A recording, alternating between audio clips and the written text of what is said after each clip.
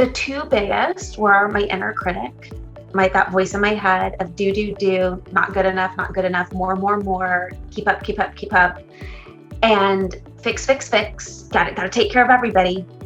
And then, so there was that. And then with that, setting boundaries. And I realized from the work and the book, and then the work in the program, of so much of my burnout and my resentment is because I don't set boundaries. And that's at home and at work. And realizing that all of a sudden when I set boundaries, nobody was mad at me. I didn't disappoint anybody. It was just, oh, okay, you can do this and it is all right. And granted, it's a journey, it's a struggle at times, but that's okay too, right? And I think that also goes back to the inner critic of just saying, it's a journey, you'll figure it out. One of the ones that I'm the most proud of is speaking up, of just saying, this is what I want, and not expecting people to see my hard work and say, oh, Adrienne clearly wants these next steps. You have to raise your hand and you have to be okay doing that. And from the time in Resilient, and just figuring out where is it that I want to lean in and what is it that I want to accomplish, not just for myself, but for my team, for my colleagues, and even at home.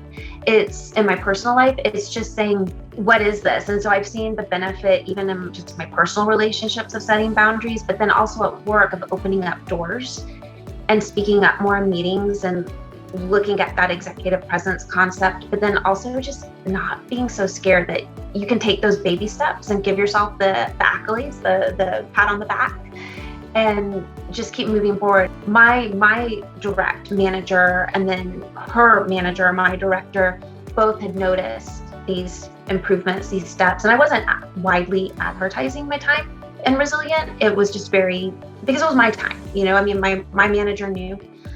And from that, I was able to be to complete some steps to be eligible for a professional coaching program that my company offers through a third-party vendor. And it's for people who are up-and-coming leaders who show that potential, who are doing great things.